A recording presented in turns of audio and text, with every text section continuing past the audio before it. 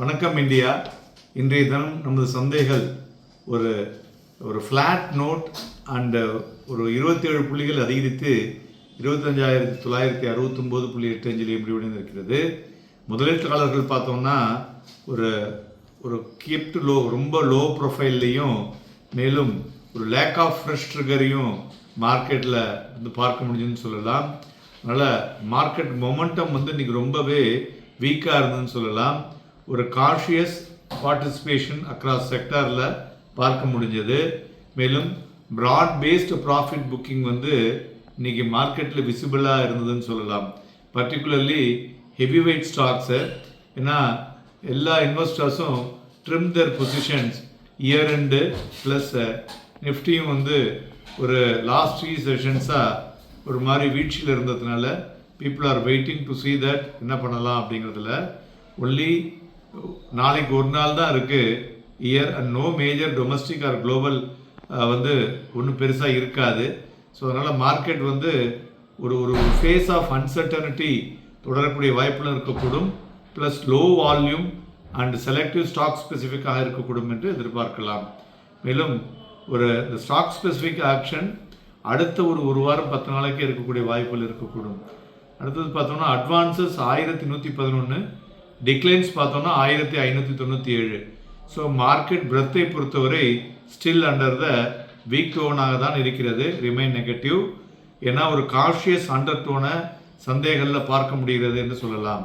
மேலும் கிட்டத்தட்ட 100 பங்குகள் 52 வீக் ஹையையும் 200 பங்குகள் 52 வீக் லோயையும் டச் பண்ணியிருக்கிறது குறிப்பிடத்தக்கது.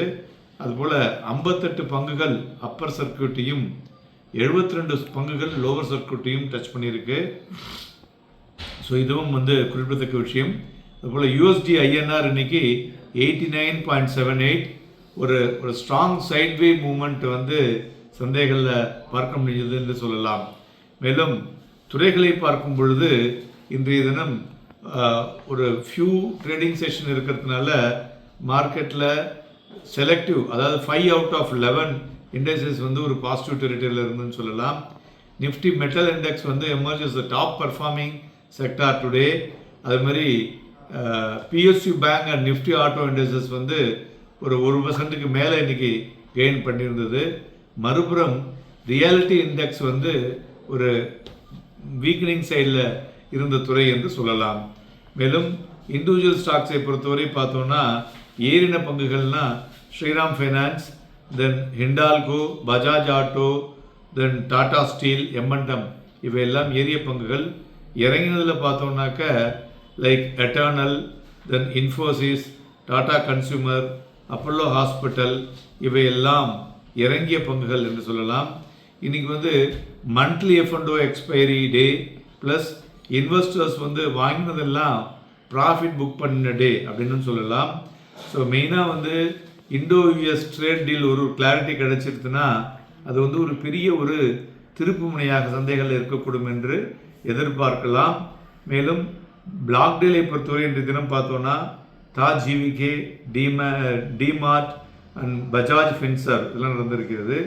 தங்கத்தை பொறுத்தவரை இன்றைக்கி பார்த்தோன்னா 1458 ரூபாய் அதிகரித்து 1,36,400லையும், வெள்ளி 12,256 ரூபாய் அதிகரித்து 2,36,685லையும், குரூடாயில் 27 ரூபாய் அதிகரித்து 5,267லையும் விநியமாகிக் கொண்டிருக்கிறது. மேலும் நிஃப்டி ஃபியூச்சரை பொறுத்தவரை இன்றைய தினம் below average, but bank Nifty future below ஆவரேஜாக இருந்தாலும் வால்யூம் இன்க்ரீஸ் ஆகிருக்கு. ஸோ நிஃப்டி வந்து அந்த 15-day எக்ஸ்பொனென்ஷியல் மூவிங் ஆவரேஜ் 25,850 அது வந்து ஒரு ஸ்ட்ராங் சப்போர்ட்டாக இருக்கக்கூடும் என்று எதிர்பார்க்கலாம். அதுபோல் ஆர்எஸ்ஐயும் பார்த்தோன்னா ஒரு பேரிஷ் கிராஸ் ஓவரில் இருக்குது. நிஃப்டி ரெசிஸ்டன்ஸை பொறுத்தவரை 26,060 அப்படிங்கிற புள்ளிகள் வந்து ஒரு ஸ்ட்ராங் ரெசிஸ்டன்ஸாக இருக்கக்கூடும்.